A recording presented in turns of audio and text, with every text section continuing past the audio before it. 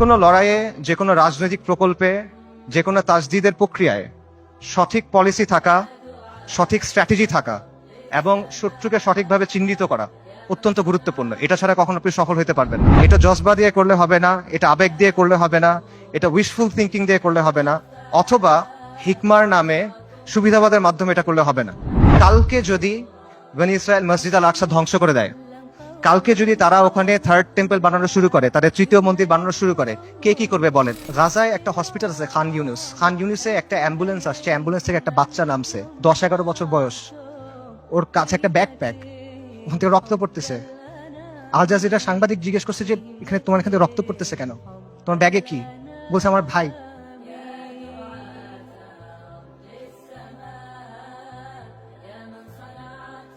বাচ্চারা, ডাক্তাররা ব্যাগ খুলে দেখছে যে একটা 5 বছর বয়সী বাচ্চার ডেড বডি, পুরা বডি নাই, ছিন্ন বিচ্ছিন্ন বডি। যারা আমাদেরকে হত্যা করতেছে, যারা আমাদের উপর আগ্রাসন চালাচ্ছে, তাদের নিয়ে আমাদের মধ্যে মুগ্ধতা কাজ করে। যারা পরাজিত জাতি, তারা সবসময় বিজয়ী জাতির অনুকরণ করে। ওয়ামা লাকুম লা তুকাতিলুনা ফি সাবিলিল্লাহ, তোমার কি হয়েছে, তোমাদের কি হলো, তোমরা কেন আল্লাহর রাস্তায় কিতাল করতেছো না?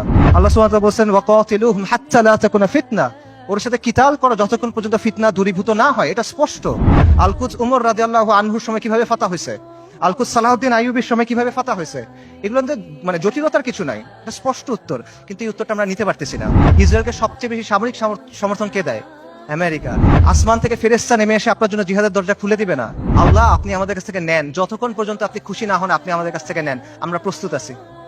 এই কথাটা যখন আমরা বলতে পারবো এবং এই কথার উপর যখন আমরা আমল করতে পারবো, যখন আমরা বলবো ইয়া আল্লাহ আপনি নেন, ততক্ষণ পর্যন্ত নেন যতক্ষণ আপনি সন্তুষ্ট না হন, তারপর আপনি আমাদেরকে আল আকসা দেন, তখন আল-কুদস আপনি মুক্ত করতে পারবেন, আগ পর্যন্ত পাবেন না। বিসমিল্লাহির রহমানির রহিম। ইন্নাল হামদুলিল্লাহ ওয়াসসালাতু ওয়াসসালামু আলা রাসূলিল্লাহ ওয়া আলা আলিহি ওয়া সাহবিহি ওয়া সাল্লামা তাসলিমান কাসীরা। আম্মা বা'দ। রাব্বি ইশরাহ লি সাদরি ওয়া ইয়াসসির লি আমরি ওয়াহলুল উকদাতাম মিন লিসানি ইয়াফকাহু কওলি। ওয়া ক্বালা সুবহানাহু ওয়া তাআলা আউযু বিল্লাহি মিনাশ শাইতানির রাজীম। وما لكم لا تقاتلون في سبيل الله والمستضعفين من الرجال والنساء والولدان الذين يقولون ربنا أخرجنا من هذه القرية الظالم أهلها واجعل لنا من لدنك وليا واجعل لنا من لدنك نصيرا الذين آمنوا يقاتلون في سبيل الله والذين كفروا يقاتلون في سبيل الطاغوت فقاتلوا أولياء الشيطان إن كيد الشيطان كان ضعيفا صدق الله العظيم. আমরুল মুমিনিন সাইয়েদনা উমর ইবনুল খাত্তাব রাদিয়াল্লাহু আনহুম আজমাইনের খিলাফতের সময়কার কথা। পারস্যের বিখ্যাত সেনাপতি গভর্নর হুরমুজান মুসলিমদের হাতে বন্দী। তাকে উমর ইবনুল খাত্তাবের সামনে আনা হইল। ওমর রাদিয়াল্লাহু তখন ব্যস্ত, বিভিন্ন জায়গায় তিনি মুসলিম সেনাবাহিনীকে পাঠাচ্ছেন। তিনি হুরমুজানকে প্রশ্ন করলেন যে আমরা মুশরিকদের ভূমিতে অভিযান পাঠাচ্ছি, এই ব্যাপারে তোমার কি মতামত? জবাবে হুরমুজান বলল, এই ভূমি এবং এই ভূমিগুলার অধিবাসীদের অবস্থা হলো একটা পাখির মতো। পাখির 2টা ডানা, 2টা পা, একটা মাথা। একটা ডানা ভেঙে ফেলবেন আর একটা ডানা থাকবে। 2টা ডানা ভেঙে ফেলবেন, পায়ের উপর ভর দিয়ে থাকবে। কিন্তু যদি মাথা কেটে ফেলেন তাহলে আর কোনো কিছু কোনো কাজে আসবে না। মুসলিমদের শত্রুদের অবস্থা হলো, একটা ডানা হলো রোমের ক্রাইসার, রোমের সম্রাট, আরেকটা ডানা হলো পারস্য, 2টা পা আর মাথা হলো খসরু। আপনি যদি খসরুকে আক্রমণ করেন এই পাখি শেষ হয়ে যাবে। আপনি মুসলিমদের বলেন খসরুকে আক্রমণ করতে। ওমর রাদিয়াল্লাহু আনহু এই পরামর্শ গ্রহণ করলেন এবং ইতিহাস সাক্ষী যে এই স্ট্র্যাটেজি সফল হয়। ওমর ইবনুল খাত্তাব রাদিয়াল্লাহু আনহু আজমাইনের খিলাফতের সময় অর্ধেক পৃথিবীর উপর ইসলামী শাসন কায়েম হয়। যে কোনো লড়াইয়ে, যে কোনো রাজনৈতিক প্রকল্পে, যে কোনো তাজদিদের প্রক্রিয়ায় সঠিক পলিসি থাকা, সঠিক স্ট্র্যাটেজি থাকা এবং শত্রুকে সঠিকভাবে চিহ্নিত করা অত্যন্ত গুরুত্বপূর্ণ। এটা ছাড়া কখনো আপনি সফল হতে পারবেন না। এবং এই জিনিসটা করতে হবে বাস্তবতার নিরিখে, শরিয়ার আলোকে এবং নিজের সামর্থ্য অনুসারে। এটা জজবা দিয়ে করলে হবে না, এটা আবেগ দিয়ে করলে হবে না, এটা উইশফুল থিঙ্কিং দিয়ে করলে হবে না, অথবা হিকমার নামে সুবিধাবাদের মাধ্যমে এটা করলে হবে না। আমি মনে করি আজকে যে বিষয়টা নিয়ে আলোচনা, আল কুদসের মুক্তি কোন পথে, সেই আলোচনার ক্ষেত্রে এই বিষয়টা মাথায় রাখা অত্যন্ত গুরুত্বপূর্ণ। এবং আল কুদসের মুক্তি কোন পথে এই আলোচনাটাও জরুরি, কারণ ওয়ান্স এন্ড ফর অল আমাদের সামনে এটা স্পষ্ট হওয়া জরুরি যে আল কুদস কিভাবে মুক্ত হবে। গত 409 দিন ধরে গাজায় আমাদের মুসলিম ভাই বোনদের হত্যা করা হচ্ছে, তাদের উপর হত্যাযজ্ঞ চলতেছে, তাদের উপর ধ্বংসযজ্ঞ চলতেছে। শিশুদের হত্যা করা হচ্ছে, নারীদের হত্যা করা হচ্ছে, বৃদ্ধদের হত্যা করা হচ্ছে, পুরুষদের তো হত্যা করা হচ্ছেই। তারা মারা যাচ্ছেন বুলেটের আঘাতে, বোমার আঘাতে, ধ্বংসস্তূপের নিচে চাপা পড়ে, শ্বাসরুদ্ধ হয়ে, জ্যান্ত আগুনে পুড়ে, চিকিৎসার অভাবে, ওষুধের অভাবে, অনাহারে, না খেতে পেয়ে।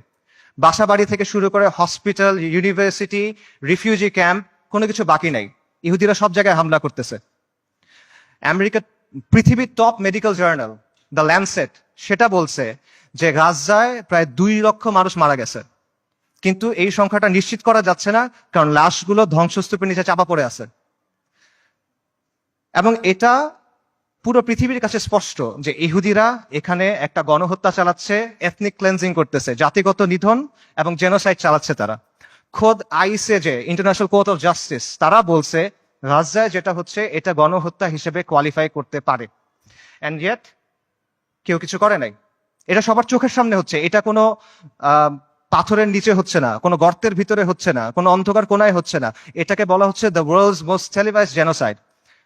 এটা লাইভ স্ট্রিমিং হচ্ছে, আপনি চোখের সামনে দেখছেন কি হচ্ছে, আপনি লাইভ আপডেট পাচ্ছে, বাকি কেউ কিছু করে নাই। আন্তর্জাতিক আইন, মানবাধিকার, আন্তর্জাতিক সম্প্রদায়, জাতিসংঘ কেউ কিছু করে নাই, তারা এখানে নিষ্ক্রিয় দর্শক। আর পশ্চিমা বিশ্ব, আমেরিকা, ইউরোপ, তারা সক্রিয়ভাবে এই গণহত্যায় মদত দিচ্ছে। তারা ইসরায়েলকে অস্ত্র দিচ্ছে, তারা ইসরায়েলকে ফিনান্সিয়ালি হেল্প করতেছে, এবং তারা ইসরায়েলকে কূটনৈতিকভাবে হেল্প করতেছে। আর মুসলিম বিশ্বের মুসলিম বিশ্বের শাসকদের কি অবস্থা? তাদের অবস্থা হলো তারা একদিকে কিছু বিবৃতি দিচ্ছে, আর পেছনে তলে তলে তারা ইসরায়েলের সাথে নর্মালাইজেশন করতেছে। এটা হলো বাস্তবতা। এবং এই সবকিছুর পরে যে কথা, সেটা হলো মসজিদ আল আকসা আজকে বনু ইসরায়েলের দখলে। এটা হলো বাস্তবতা। কালকে যদি বনু ইসরায়েল মসজিদ আল আকসা ধ্বংস করে দেয়, কালকে যদি তারা ওখানে থার্ড টেম্পল বানানো শুরু করে, তাদের তৃতীয় মন্দির বানানো শুরু করে, কে কি করবে বলেন? যাদের কথা এতক্ষণ বললাম, এরা কে কি করবে? কেউ কিচ্ছু করবে না। এটা বাস্তবতা। খালাস, এর চেয়ে খারাপ আর কোনো পরিস্থিতি হইতে পারে না। কাজেই এই অবস্থায় এই প্রশ্নের উত্তরটা আমাদের কাছে স্পষ্ট হওয়া দরকার যে আল কুদসের মুক্তি কোন পথে। এবং এই প্রশ্নের উত্তর কঠিন না, এই প্রশ্নটাও সহজ, প্রশ্নের উত্তরও সহজ। আল্লাহ আজ্জা ওয়া জাল কোরআনে এই প্রশ্নের উত্তর দিয়ে দিয়েছেন। আমাদের ইতিহাস থেকে এই প্রশ্নের উত্তর স্পষ্ট, এবং এই সময়েও, এই যুগেও, সাম্প্রতিক সময়েও এই প্রশ্নের উত্তর অনেকে আমাদের কাছে স্পষ্ট করে দিয়েছেন। কিন্তু স্পষ্ট উত্তর, সহজ উত্তর আমরা সহজে মানতে পারি না। উত্তর অনেক সহজ, উত্তরটা নেওয়া কঠিন। এই জন্য এই প্রশ্নের উত্তরটা স্পষ্ট করা দরকার। আমি আসলে এই জন্যই আজকে আসছি। আমার এখানে আসার কথা ছিল না, আই হ্যাড ডিফারেন্ট প্ল্যানস। এই সেমিনারটা আমার অ্যাটেন্ড করার কথা ছিল না। যে কয়টা কারণে অ্যাটেন্ড করা, তার অন্যতম বা প্রধান কারণ হলো যে আমার কাছে মনে হয়েছে আমি অনেক জায়গায় গেছি, অনেক কথা বলছি, বাট এই কথাগুলো বলা হয় নাই, এবং এই কথাগুলো বলা প্রয়োজন। সো এগুলো বলার জন্য আমি আসলে এখানে আসছি। এবং আজকে দেখবেন যে অনুষ্ঠানের যে অন্য টপিকগুলো আছে, সেটার সাথে আমার টপিকটা একটু ডিফারেন্ট। মূল টপিকগুলো হলো যে ইসলামের প্রস্তাবনা, সমাজের ক্ষেত্রে, রাষ্ট্রের ক্ষেত্রে। এই টপিকটা একটু ডিফারেন্ট, কারণ আমি রফিক ভাইকে বলছিলাম যে আমি সেমিনারে আসবো, বাট আমাকে এই টপিকে কথা বলতে দিতে হবে। আমি আসছি দুইটা কারণে। এক হলো আপনাদের সামনে স্পষ্ট করে দেওয়ার জন্য যে আল কুদসের মুক্তি কোন পথে, যাতে আপনাদের কোনো অজুহাত না থাকে, আপনারা যেন পরে গিয়ে বলতে না পারেন কেউ আমাদেরকে বলে নাই, আমরা জানতাম না, আমরা বুঝি নাই। এই অজুহাতটা সরায় নেওয়ার জন্য আসছি। আর আমি এই জন্য আসছি যাতে যেই দিন আল্লাহ আজ্জা ওয়া জালের সামনে গিয়ে দাঁড়াইতে হবে আমার, সেদিন যেন আমি এটুক বলতে পারি যে আমি কিছু করতে পারি নাই, কিন্তু এই কথাটা আমি আমার কমের সামনে বলছিলাম।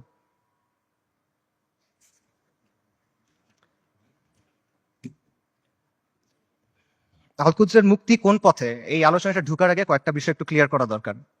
একটা বিষয় হলো যে শত্রুর নির্মমতা বা শত্রুর নিষ্ঠুরতা, এটা আসলে এখানে মূল সমস্যা না। কারণ এর চেয়েও নির্মম, এর চেয়েও নিষ্ঠুর ঘটনা আমাদের ইতিহাসে ঘটছে, এই উম্মার সাথেই ঘটছে। প্রথম ক্রুসেডের কথা চিন্তা করেন, যখন ক্রুসেডাররা জেরুজালেম দখল করে নিল 1099 সালের জুলাইয়ের 15 তারিখ, আজকে থেকে 925 বছর আগের কথা। খ্রিস্টান ইতিহাসবিদরা লিখছে যে তারা এমন ভাবে ম্যাসাকার করছে যে রাস্তায় কিছু কিছু জায়গায় পায়ের গোলারি পর্যন্ত মানুষের রক্ত ছিল, আর কিছু কিছু জায়গায় রক্ত ছিল হাঁটু পর্যন্ত, মুসলিমদের রক্ত। এবং তারা জেরুজালেম পর্যন্ত যাওয়ার সময় যতগুলো শহর পার হয়েছে প্রত্যেকটা শহরে ম্যাসাকার করছে, রেপ করছে, লুট করছে, আর্সন করছে, আগুন লাগাই দিছে। এবং এখানেই শেষ না, তারা ক্যানিবালিজম করছে। ক্যানিবালিজম বুঝেন? মানুষের মাংস খাওয়া। এটা ঐতিহাসিকভাবে প্রমাণিত। সিরিয়ার উত্তর পশ্চিমে একটা শহর আছে আল মারাতুন নুমান। এই শহরে 1098 সালে খ্রিস্টিয়ান হিস্টোরিয়ানদের লেখার মধ্যে আসে যে তারা মুসলিমদের লাশ সিদ্ধ করে খাইছে, বড়দের লাশ, প্রাপ্তবয়স্কদের লাশ, এবং শিশুদের লাশ স্পিড রোস্ট করছে। স্পিড রোস্ট মানে বোঝেন? একটা বড় লোহার শিক থাকে, সেই শিকের মধ্যে একটা জন্তুকে এফর ওফর করা হয়, মনে করেন একটা কবুতর বা একটা মুরগি। তারপর এটা আগুনের উপর ঝুলানো হয় শিকটা, তারপর এটা ঘুরানো হয়, তখন আগুনটা ঝলসায় মাংসটা রান্না হয়। আপনারা অনেক সময় দেখবেন যে গ্রিল চিকেন এভাবে রান্না করে। এইভাবে মুসলিমদের শিশুদের রান্না করে খাইছে। আমি বানায় বলতেছি না। ক্যানিবলস অ্যান্ড ক্রুসেডার্স একাডেমিক পেপার আছে, খুঁজে দেখেন, সেখানে প্রাইমারি সোর্স দেওয়া আছে, 12টা খ্রিস্টান সোর্স থেকে এটা প্রমাণিত। এই ঘটনা আমাদের সাথে ঘটছে। তাতারদের কথা চিন্তা করেন, বলা হয় যে মঙ্গলরা যখন বাগদাদ আক্রমণ করছিল 40 দিন পর্যন্ত মুসলিমদের হত্যা করছে। দজলা নদীর পানি লাল আর কালো হয়ে গেছে। লাল হলো মুসলিমদের রক্তে, কালো হলো সবকিছু পুরাই দিছে, ছাই গিয়ে নদীর পানিতে মিশছে, পানি কালো হয়ে গেছে। নবী সাল্লাল্লাহু আলাইহি ওয়াসাল্লামের সময়ের কথা চিন্তা করেন। খাব্বাব ইবনে আরাদ রাদিয়াল্লাহু তাআলা আনহু, তিনি রাসূলুল্লাহ সাল্লাল্লাহু আলাইহি ওয়াসাল্লামের সাথে এসে যখন কথা বলতেছেন, রাসূলুল্লাহ বলতেছেন যে তোমাদের আগে এমন উম্মাত ছিল যাদের হাড় থেকে মাংস লোহার চিরুনি দিয়ে আলাদা করা হয়েছে, তাদের মাথা থেকে দ্বিখণ্ডিত করা হয়েছে, এবং সাহাবীদের উপর তো অনেক অত্যাচার নির্যাতন হয়েছে, এটা আমরা জানি। কাজে অত্যাচার নির্যাতন এটা এখানে মূল ইস্যুটা না। আমার কথা ভুল বুঝবেন না, আমি বলতেছি না যে আমাদের গাজার ভাই বোনরা তারা যে কুরবানি করতেছেন, যে কষ্ট করতেছে, আমি এটা ডাউন প্লে করতেছি না। I am saying this just to put this things into perspective. মানে বিষয়টা বোঝা যে এইটা আগে ঘটেনি এমন না, এরকম ঘটনা আগেও ঘটছে। সমস্যা এখানে না, সমস্যা অন্য জায়গায়। সমস্যাটা হলো যে ক্রুসেডারদের সময় যখন আগ্রাসন হয়েছে, তাতারদের সময় যখন আগ্রাসন হয়েছে, তখন মুসলিমরা ক্রুসেডারদের সামরিক শক্তিকে সমীহ করত। তারা তাতারদের যে হিংস্রতা, এটা নিয়ে কনসার্ন ছিল, কিন্তু ওদের নিয়ে ফ্যাসিনেশন ছিল না, তাদের নিয়ে মুগ্ধতা ছিল না। আপনি তাদের লেখা যদি পড়ে দেখেন, দেখবেন যে ক্রুসেডের সময় যেসব মুসলিম হিস্টোরিয়ানরা লিখছেন, তারা ক্রুসেডারদের নিয়ে মজা করতেছে যে তাদের কাজকর্ম এমন কেন, তাদের বিশ্বাস এমন কেন, তাদের কালচার এমন কেন। তাতারদের সময় একটা বিখ্যাত ঘটনা আছে, অনেক আলেমদের আলোচনায় শুনবেন, যে হুলাকু খানের মেয়ে, বলা হয় হুলাকু খানের মেয়ে, তাতারদের নেতার মেয়ে বাগদাদ শহরে বের হয়েছে। সে একজন আলেমকে দেখছে, তাকে গিয়ে প্রশ্ন করতেছে, এই তোমাদের কোরআনে না লেখা আছে আল্লাহ তোমাদের বিজয়ী করবেন, আল্লাহ তোমাদের কর্তৃত্ব দিবেন, তোমরা সম্মানিত হবা?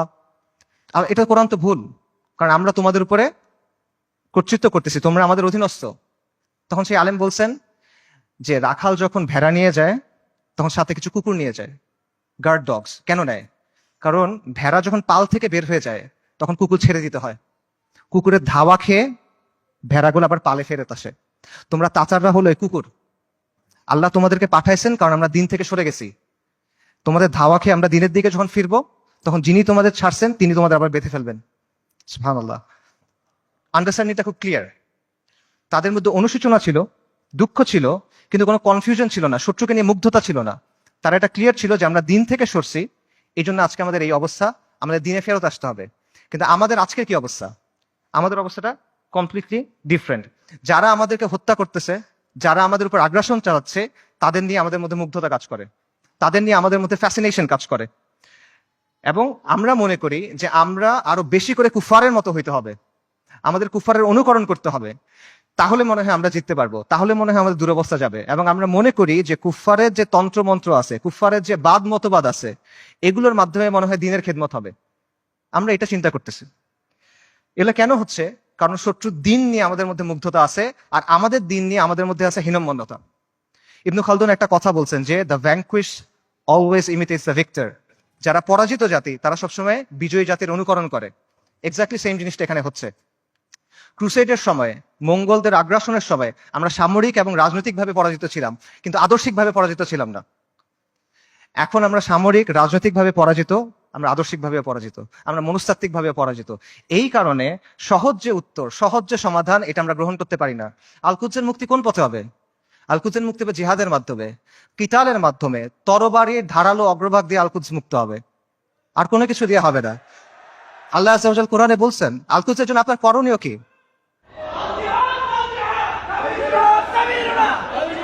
আল্লাহ আযজা ওয়া জাল বলছেন কোরআনে, আল কুদসের জন্য আপনার কমপ্লেন কি? সূরা নিসার আয়াতটা আমি পড়ছি, ওয়া মা লাকুম লা তুকাতিলুনা ফি সাবিলিল্লাহ। তোমার কি হয়েছে, তোমাদের কি হলো, তোমরা কেন আল্লাহর রাস্তায় কিতাল করতেছো না?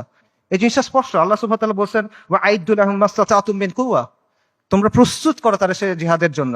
আল্লাহ সুবহানাহু ওয়া তাআলা বলছেন, ওয়া কাতিলুহুম হাত্তা লা তাকুনা ফিতনা, ওর সাথে কিতাল করো যতক্ষণ পর্যন্ত ফিতনা দূরীভূত না হয়। এটা স্পষ্ট। আল কুদস উমর রাদিয়াল্লাহু আনহুর সময় কিভাবে ফাতা হয়েছে, আল কুদস সালাহউদ্দিন আইয়ুবীর সময় কিভাবে ফাতা হয়েছে, এগুলো মানে জটিলতার কিছু নাই, এটা স্পষ্ট উত্তর। কিন্তু এই উত্তরটা আমরা নিতে পারতেছি না, এবং আমাদের মধ্যে কনফিউশন আছে। ঠিক আছে, জিহাদ হবে, জিহাদটা কিভাবে হবে?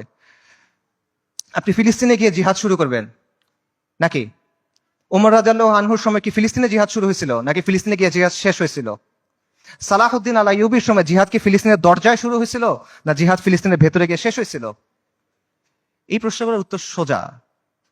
আপনি কি জিহাদ ফিলিস্তিনে গিয়ে শুরু করবেন, নাকি জিহাদ করতে করতে করতে গিয়ে আল্লাহ এক সময় আল আকসাকে আমাদের হাতে দিবেন ইনশাআল্লাহ? এই প্রশ্নগুলোর উত্তর সোজা, কিন্তু আবারও ওই সহজ উত্তরটা আমরা নিতে পারি না। কারণ এই যে আমাদের পরাজিত মানসিকতা, এটা আমাদের আচ্ছন্ন করে রাখছে, এটার বাইরে আমরা বের হইতে পারতেছি না। আমাদের চিন্তার মধ্যে কিছু জট লেগে আছে, যখনই আমরা ক্লিয়ারলি একটা জায়গায় যেতে চাচ্ছি, ওই জটগুলোর জন্য আমরা কনক্লুশনে পৌঁছাতে পারতেছি না। সুফিদের একটা কথা আছে যে আপনি যখন কোনো গ্লাসে বিশুদ্ধ পানি দিবেন, তার আগে ওই গ্লাস থেকে ময়লা ফেলে দিতে হবে।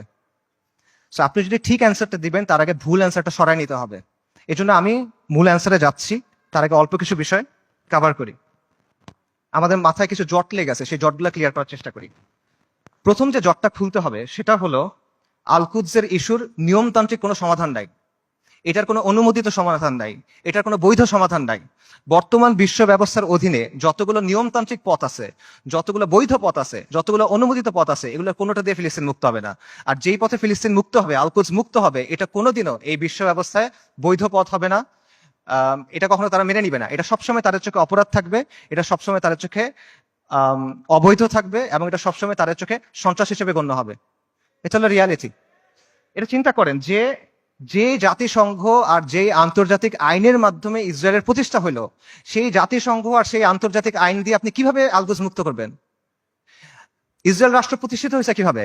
জায়নিস্ট আন্দোলনের মাধ্যমে, ব্রিটিশদের সাহায্যে, আমেরিকার সাহায্যে, আন্তর্জাতিক আইন আর জাতিসংঘের ফ্রেমওয়ার্কের মধ্যে।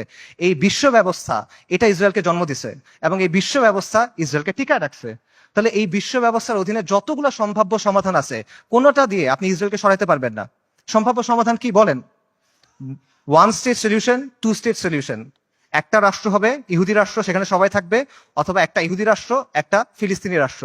এই তো সলিউশন। দুই ক্ষেত্রে তো ইসরায়েল থাকতেছে, খালি সীমানার হেরফের হচ্ছে। কাজে এইভাবে আপনি যদি পুরো আল কুদসকে মুক্ত করতে চান, আপনি বিশ্ব ব্যবস্থার অধীনে নিয়মতান্ত্রিক কোনো বৈধ পথ নাই, এটা স্পষ্টভাবে বুঝতে হবে। তথাকথিত আন্তর্জাতিক আইন, মানবাধিকার, এসব মেনে আপনি আল কুদসকে মুক্ত করতে পারবেন না। এগুলো হলো আপনার জন্য বাধ্যতামূলক, ওদের জন্য অপশনাল। ইসরায়েল কতগুলো মানবাধিকার ভঙ্গ করছে, ইসরায়েল কতগুলো আন্তর্জাতিক আইন ভঙ্গ করছে, আমেরিকা ইরাক আর সিরিয়াতে কি করছে, ফ্রান্স এখন আফ্রিকাতে কি করতেছে, ইভেন জাতিসংঘের যে শান্তিরক্ষা বাহিনী, এর আগে সুদান, হাইটি, লাইবেরিয়া, কঙ্গো, এসব জায়গায় গিয়ে সাধারণ মানুষকে রেপ করতেছে।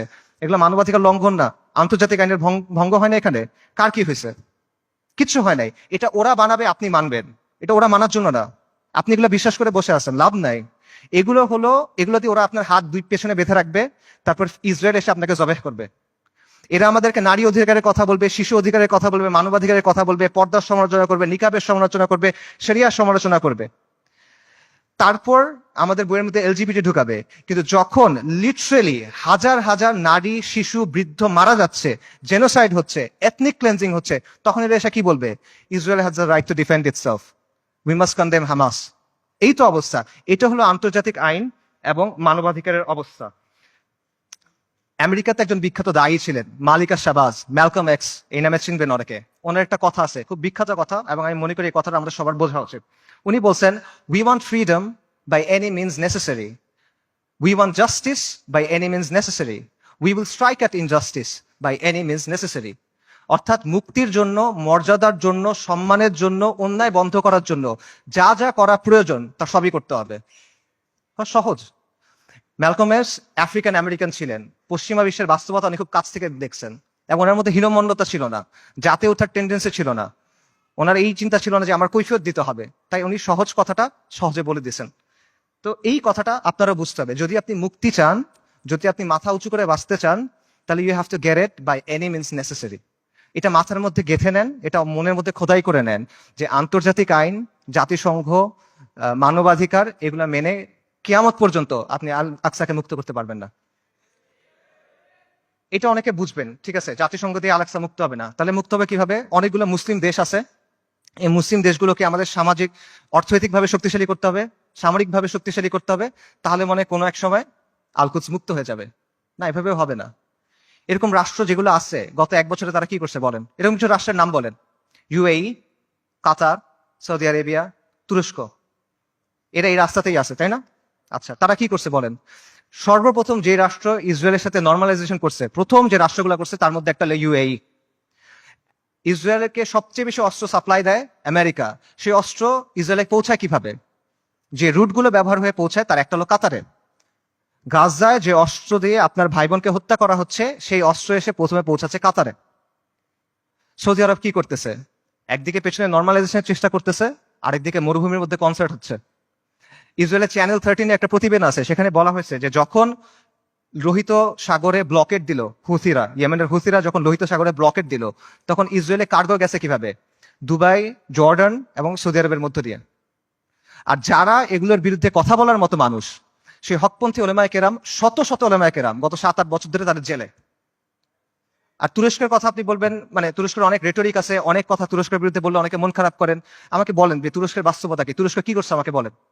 তুরস্কের বাস্তবতা হলো তুরস্ক নেটো সদস্য। তুরস্কের বাস্তবতা হলো তুরস্কের মিলিটারি আইডিএফ এর সাথে জয়েন্ট মিলিটারি এক্সারসাইজ করে। সো আপনি যদি মনে করেন যে এইটার মাধ্যমে হবে, এটা আসলে অবাস্তব চিন্তা ভাবনা। এই রাষ্ট্রগুলো, এই শাসনগুলো আন্তর্জাতিক বিশ্ব ব্যবস্থার অংশ, এগুলোর সাথে আপোষ করে তারা টিকে থাকে। এবং আধুনিক মুসলিম রাষ্ট্রগুলো, তথাকথিত মুসলিম রাষ্ট্রগুলোর যে শাসন ব্যবস্থা, এটা হলো ঔপনিবেশিক শাসন ব্যবস্থার ধারাবাহিকতা। আমাদের এখানে ইসলামী শাসন ছিল, ফিরিঙ্গিরা এসে তাদের শাসন ব্যবস্থা চাপাই দিছে, এখন এই রাষ্ট্র এবং এই শাসকরা সেটাই কন্টিনিউ করতেছে। এটা হলো রিয়ালিটি। কাজে বিশ্ব ব্যবস্থা যদি দুর্বল হয়, এই শাসকদের মস্তক কেঁপে উঠবে। এবং বিশেষ করে আরবের যে রাজতন্ত্রগুলো আছে বা মনার্কি গুলো আছে, তারা ক্ষমতায় আছে এবং টিকে আছে প্রথমে ব্রিটেনের সাথে আপোষ করার মাধ্যমে, এখন আমেরিকার সাথে আপোষ করার মাধ্যমে। এগুলো বাস্তবতা, এই বাস্তবতা অস্বীকার করার কোনো সুযোগ নেই, এগুলো ঐতিহাসিকভাবে প্রমাণিত সত্য কথা। কাজেই এরা কখনোই এমন কোনো কাজ করবে না যেটা এই বিশ্ব ব্যবস্থার বিরুদ্ধে চায়। তারা যদি আন্তরিকভাবে চায়ও, তাহলে তারা এটা করতে পারবে না। তারা অ্যাট বেস্ট এটা ম্যানেজ করতে পারবে, এবং এটি তারা চেষ্টা করে ম্যানেজ করা, যে 2 লক্ষ মানুষ মারা গেছে, আমরা একটা বিবৃতি দিব, এটুকুই তারা করবে। এইটাই ম্যানেজ করার চেষ্টা করবে তারা। কাজেই এটা সত্য, মুসলিমদেরকে অর্থনৈতিকভাবে শক্তিশালী হতে হবে, রাজনৈতিকভাবে শক্তিশালী হতে হবে, সামরিকভাবে শক্তিশালী হতে হবে, কোনো প্রশ্ন নাই, কিন্তু পরাধীন অবস্থায় না। আমরা মনে করি আমরা স্বাধীন হয়েছি, আমরা স্বাধীন হই নাই, আমরা এখনো পরাধীন অবস্থায় আছি। পরাধীন অবস্থায় আপনার জিডিপি যত হোক, আপনার রাস্তা যত সুন্দর হোক, আপনার দেশে যত স্কাইস্ক্রেপার থাকুক, ইট ডাজন্ট ম্যাটার। আপনি পরাধীন, ওই টাকা আপনার হাতে নাই, ওই অস্ত্র আপনার হাতে নাই, ওই শক্তি আপনার হাতে নাই। সো এই বিষয়টা বুঝতে হবে যে আপনি আগে মুক্ত হইতে হবে, তারপরে এই শক্তি। এবং এখানে আরেকটা পজিশন আছে, অনেকে যেটা মনে করেন যে ঠিক আছে, জাতিসংঘ দিয়ে হবে না, মুসলিম রাষ্ট্র দিয়ে হবে না, কিন্তু মুসলিম সেনাবাহিনীগুলা দিয়ে হবে। এই সেনাবাহিনীগুলা, বিশেষ করে আরবের যে সেনাবাহিনীগুলো আছে, ফিলিস্তিনের কাছাকাছি যে সেনাবাহিনীগুলো আছে, এরা হয়তোবা সাহায্য করবে। এবং আপনারা দেখবেন যে যখনই এই ম্যাসাকার গুলো হয়, ইসরায়েল তো পিরিয়ডিক্যালি এটা করে, কিছুদিন পরপরই এটা হয়, তখনই এরকম হ্যাশট্যাগ থাকে, যেমন আর্মিস টু আল আকসা, যে আর্মি গুলাকে আল আকসাকে মুক্ত করবে। এটা অবাস্তব চিন্তা ভাই। আমি আপনাকে ইয়েমেনের তাগুত আলী আব্দুল্লাহ সালের একটা কথা বলি। আলী আব্দুল্লাহ সালে একবার বলছে একটা সাক্ষাৎকারে যে এইসব আর্মির কাজ হলো মানুষকে দমন করা। যদি জনগণ আমার বিরুদ্ধে বিদ্রোহ করে, আমি আর্মি দিয়ে জনগণকে দমন করব। এর বাইরে এদের আর কোনো কাজ নাই, এটা শোর জন্য। জনগণকে রক্ষা করা এই সেনাবাহিনীর কাজ না। এটা হলো আলী আব্দুল্লাহ সালের কথা। সে একটা মিথ্যাবাদী, কিন্তু সে এখানে সত্য বলছে। এটি হলো বাস্তবতা। আপনি দেখেন যে এই আর্মিগুলোকে প্রশিক্ষণ দেওয়া হয়েছে, অস্ত্র দেওয়া হয়েছে, অর্থায়ন করেছে কেন? এই আরব শাসকদের মস্তক টিকায় রাখার জন্য এবং মুসলিমদের পায়ের নিচে রাখার জন্য, ইসলামকে দমন করার জন্য। এটা হলো বাস্তবতা। এবং এই আর্মিগুলো আসলে যাবে কেমনে আল আকসা পর্যন্ত বলেন তো? ইসরায়েলের চারপাশে যে দেশগুলো আছে, এগুলো তো ইসরায়েলকে রক্ষা করতেছে। আপনি যাবেন কেমনে ওখানে? আপনি তো বাংলাদেশ থেকে যেতে পারবেন না ওখানে, তাই না? আপনার ওই জায়গার থেকেই ওখানে যেতে হবে। তো তারা যাবে এটা কেমনে? এবং যখন আপনি যে বলতেছেন এই আর্মিগুলো ক্ষমতা নিবে বা তারা কাজ করবে, এগুলো তো অলরেডি হয়েছে, এটার বাস্তবতা আমরা দেখছি। মিশরে কি হয়েছে জামাল আব্দুল নাসেরের সময়? জামাল আব্দুল নাসের ইখওয়ানুল মুসলিমিন বা মুসলিম ব্রাদারহুডের সাথে একটা ওয়াদা করছিল, কোরআনের উপর হাত রেখে সে ওয়াদা করছে যে মুসলিম ব্রাদারহুড রাস্তায় আন্দোলন করবে, রাজপথে আন্দোলন করবে, জনমত গঠন করবে। জামাল আব্দুল নাসের আর তার বন্ধুরা সেনাবাহিনীর মধ্যে কু করবে, সামরিক অভ্যুত্থান করবে। তারপর তারা ক্ষমতায় যাবে, ক্ষমতায় গিয়ে কোরআনের শাসন প্রতিষ্ঠা করবে। কোরআনের উপর হাত রেখে ওয়াদা করছে। কু হয়েছে, মুসলিম ব্রাদারহুড তার ওয়াদা পূরণ করছে। সে ক্ষমতায় গেছে, ক্ষমতায় গিয়ে কি করছে? গায়রুল্লাহর আইন দিয়ে শাসন করছে, মুসলিম ব্রাদারহুডকে জবে করছে। উস্তাদ সাইদ কুতুব রাহিমুল্লাহ সহ অনেক মানুষকে তারা শহীদ করে দিছে। এটা হলো বাস্তবতা। এরা যখন আসে তখন কি করে, এটা চোখের সামনে আসে। কাজেই আরব রাষ্ট্রগুলো বা এই রাষ্ট্রগুলোর যে শাসন ব্যবস্থা, যে শাসকরা আছে, এরা হলো ইসরায়েলের ঘনিষ্ঠতম মিত্র। আর এই বাহিনীগুলো হয় ইসরায়েলের বর্ডার গার্ড অথবা জাতিসংঘের ভাড়াটে সৈন্য। এটা হলো বাস্তবতা। সো এদেরকে দিয়ে আপনি ফিলিস্তিন মুক্ত করবেন, এটা ডিলিউশন ভাই। এবার আসেন ইরানের কথায়। আমরা অনেকে মনে করি যে ইরান ফিলিস্তিনকে মুক্ত করবে। আল-কুদসের মুক্তি ইরানের মূল উদ্দেশ্য না। ইরানের মূল উদ্দেশ্য হলো মধ্যপ্রাচ্যে শিয়াদের যে ক্ষমতা, এটা বৃদ্ধি করা। শিয়া অ্যাক্সিস বলে যেটাকে। এবং এটা সে করবে অ্যাট ইয়োর কস্ট। একটা কথা আছে গেম থিওরিতে, জিরো সাম গেম, যে তার শক্তি যত বাড়বে আপনার শক্তি তত কমবে। এটা বাস্তবতা। ইরানের সাথে ইসরায়েলের স্বার্থের দ্বন্দ্ব আছে, ইরানের সাথে আমেরিকার স্বার্থের দ্বন্দ্ব আছে, কিন্তু তার মানে কিন্তু ইরানের সাথে আপনারও দ্বন্দ্ব আছে। যে ইরান আজকে ফিলিস্তিনের মুক্তি করার জন্য বুলি আওড়াচ্ছে, তারাই আজকে সিরিয়াতে আহলুস সুন্নাহ ওয়াল জামাকে হত্যা করতেছে। তারাই আজকে আহওয়াজে আহলুস সুন্নাহ ওয়াল জামাকে হত্যা করতেছে। তারা ইরাকে আহলুস সুন্নাহ ওয়াল জামাকে হত্যা করছে, এখন নির্যাতন করতেছে। এটা হলো বাস্তবতা। ইরানের স্বার্থ আর আহলুস সুন্নাহ ওয়াল জামার স্বার্থ কখনোই এক না। ইরান সক্রিয়ভাবে এই মুহূর্তে আহলুস সুন্নাহ ওয়াল জামার সাথে যুদ্ধে লিপ্ত। এই মুহূর্তে, আগে কখনো ছিল, পরে কখনো এগুলো বলছে না। অ্যাট দিস মোমেন্ট তারা আমাদের সাথে যুদ্ধে লিপ্ত। অ্যাট দিস মোমেন্ট তারা আমাদের হত্যা করতেছে। আমেরিকা যখন আফগানিস্তানে আক্রমণ করছে, আমেরিকা যখন ইরাকে আক্রমণ করছে, ইরান তাদেরকে সহায়তা করছে। এটা তাদের মুখের কথা, এটা আমি বানায় বলতেছেন, আপনারা গিয়ে চেক করেন। মোহাম্মদ খাতামি ইরানের প্রেসিডেন্ট ছিল 97 থেকে 2005 পর্যন্ত সম্ভবত। তার একটা বক্তব্য আছে যে তালিবানের বিরুদ্ধে আমরা আমেরিকাকে সাহায্য করছি। স্পষ্ট বক্তব্য আছে তাদের, এগুলো লুকোছাপার কিছু না। এবং সবচেয়ে বড় যে বিষয়টা, ইরানের ব্যাপারে সতর্ক হওয়ার সবচেয়ে বড় কারণ হলো যে তাদের সাথে আমাদের আকীদার দ্বন্দ্ব আছে, তাওহীদের ব্যাপারে দ্বন্দ্ব আছে। তারা আল্লাহর উলুহিয়াত, আল্লাহর রুবুবিয়াত, আল্লাহর সিফাতের ব্যাপারে শিরক করে। তারা আমাদের মা আয়েশা রাদিয়াল্লাহু তাআলা আনহার ব্যাপারে জঘন্য কথা বলে, যেটা কোনোদিন কিয়ামত পর্যন্ত মানা সম্ভব না আমাদের পক্ষে। তারা সাহাবায়ে কেরাম রাদিয়াল্লাহু তাআলা আনহুম আজমাইনকে তাকফির করে, এটা কোনোদিন পর্যন্ত মানা সম্ভব না। এগুলো কোনো ফুরুই বিষয় না ভাই। এই জিনিস মেনে আপনি কোনো কিছু করতে পারবেন না। আল্লাহ আল কুদসকে এই শিরকের সাথে এই করে আপনি মুক্ত করতে পারবেন না। ইরানকে আপনার দেখতে হবে ক্রুসেডের সময়ে উবাইদি সাম্রাজ্যের মতো করে। ক্রুসেডের সময়ে একটা সাম্রাজ্য ছিল, উবাইদি সাম্রাজ্য। এটাকে আপনারা অনেকে ফাতেমি খিলাফত নামে চিনেন। এরা আকীদাতে ছিল ইসমাইলি শিয়া, মানে ইমামি শিয়াদের চেয়েও খারাপ, বাতেনি এরা, ইসমাইলি শিয়া। তারাও জেরুজালেমকে মুক্ত করার কথা বলতো, তারাও ঐক্যের কথা বলতো। কিন্তু ইতিহাস খুলে দেখেন তাদের ভূমিকা কি ছিল, আহলুস সুন্নাহর সাথে তাদের ভূমিকাটা কি ছিল, এটা ইতিহাস খুলে দেখেন। এবং এটা শুধু তখন না, এখনো এবং এর আগেও ছিল এরকমই। কাজেই ইরানকে আপনার উবাইদিদের একটা আধুনিক সংস্করণ হিসেবে দেখতে হবে। তবে credit where credit is due, ইরানের কিছু অর্জন আছে যেটা আমাদের নাই, এটা আপনার স্বীকার করতে হবে। শিয়া স্বার্থের জন্য গত 4 দশকে ইরান যেটা করতে পারছে, কোনো সুন্নি শক্তি সেটা এখনো করতে পারে নাই। এটা বাস্তবতা।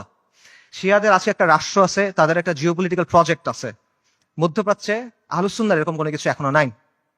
বৈশ্বিকভাবে ফিলিস্তিন ইস্যু ব্যবহার করে ইরান প্রতিরোধের একটা রেটরিক তৈরি করছে, এক ধরনের সফট পাওয়ার তৈরি করছে। এটা আমরা তৈরি করতে পারি নাই। এগুলো বাস্তবতা। এই ক্রেডিটটাকে আপনি দেন, এই অর্জন স্বীকার করেন, কোনো সমস্যা নাই। কিন্তু এই রেটরিকে মজে গিয়ে আপনি মনে করেন না যে তারা হলো উম্মার অগ্রসেনারী। আপনি মনে করেন না যে সে এসে আপনার সহযোগী হবে। এটা যদি আমরা মনে করি তাহলে এটা ভুল হবে, এবং এই ভুলের মাসুল আমাদের দিতে হবে।